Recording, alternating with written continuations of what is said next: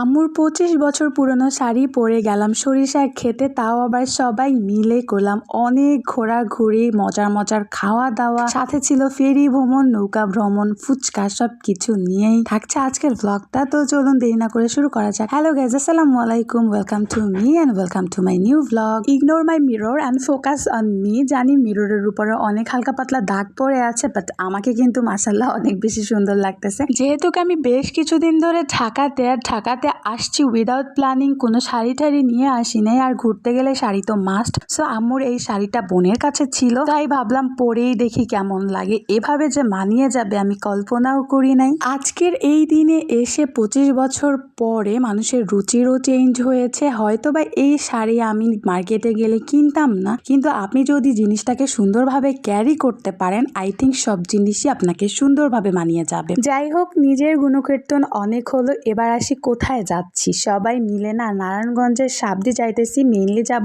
আসলাম বিরিয়ানি খাওয়ার জন্য। আমরা লাস্ট 24-এর শুরুর দিকে একবার গিয়ে খেয়ে আসছিলাম, ওইখানের বিরিয়ানিটা এত বেশি ফেমাস আর এত মজার হয়, তাই যাচ্ছিলাম। বাট আনফরচুনেটলি আমরা বিরিয়ানিটা পাই না। তো ওখানে যেতে হলে প্রথমেই তো ফেরিতে যাইতে হবে। ফেরিতে উঠে গেলাম, ভিউটা এত সুন্দর ছিল আর খুব লাইট ছিল, যার জন্য ছবি অ্যান্ড ভিডিওগুলো অনেক বেশি সুন্দর আসতেছিল। এখানে ঢং ঢং করে ছবি ভিডিওস করে নিলাম। আগেই বলে নিচ্ছি ভিডিওটা একটুখানি লম্বা হবে, কারণ আমি বরাবরের মতন এত ভিডিও ক্লিপ নিছি যে কাটছাট করতে পারতেছিলাম না।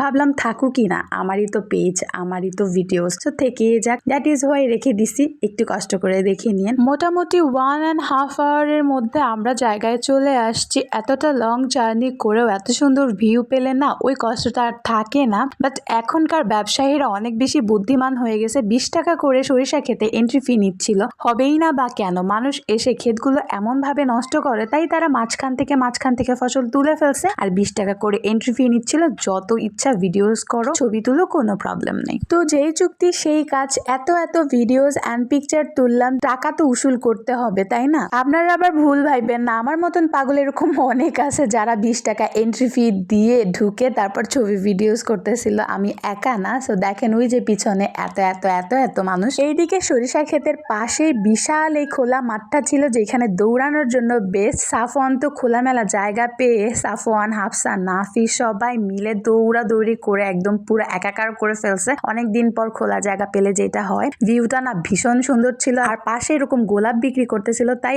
আমার শাড়ির সাথে ম্যাচ করে একটা ইয়েলো কালার গোলাপ কিনে নিলাম। এই জায়গাটার আশেপাশে না ম্যাক্সিমাম মানুষ ফুল ব্যবসায়ী, গোলাপ, সূর্যমুখী, আরো সুন্দর সুন্দর যেগুলাকে কি বলে সাদা টাইপের ফুল, আমি নামও জানি না ওইভাবে, এগুলো চাষ করে। কিন্তু ফুলগুলো অনেক ছোট ছিল, দ্যাট ইজ হয় ওইখানে আর যাওয়াও হয় নাই, ছবিও তোলা হয় নাই। আর এই সরিষা ক্ষেতের পাশ জুড়েই না অনেকগুলো ছোট ছোট রেস্টুরেন্ট উঠছে, আমরা সেখানেও গেছিলাম আর হালকা পাতলা স্ন্যাক্স খেয়েছিলাম, যেগুলোর আর ভিডিওস নেওয়া হয় নাই। এরপরে আমরা যাচ্ছিলাম আমাদের মেইন ডেস্টিনেশনে, আসলাম বিরিয়ানি হাউসে। বাট আনফরচুনেটলি সেখানের বিরিয়ানি শেষ হয়ে গেছিল। অ্যাকচুয়ালি এখানে এত ভিড় হয় সেই দুপুর থেকে সন্ধ্যা অবধি, তাই বিরিয়ানি শেষ হয়ে গেছে। এরপর আমরা যাই ঢালির বিরিয়ানিতে। যদিও এইখানের এক অটোওয়ালা মামা বলছিল এখানের বিরিয়ানি অনেক বেশি মজা হয়, বাট আমার কাছে র্যান্ডম লাগছে, খুব একটা মজা লাগে নাই। কিন্তু আমি যেহেতু যে কোনো খাবার পাইলে গোগ্রাসে খাই, সো খেয়ে নিছি, ওরকম একটা প্রবলেম হয় নাই। বাট যেই ইন্টেনশনে আমরা আসছিলাম ওইটা ফুলফিল হয় নাই, তাই সবারই মন একটু খারাপ ছিল। টেস্ট খুব একটা ভালো ছিল না, তাও আমি 2 প্লেট খাইছি। যদি টেস্ট ভালো হতো তাহলে কয় প্লেট খাইতাম গেস করেন তো।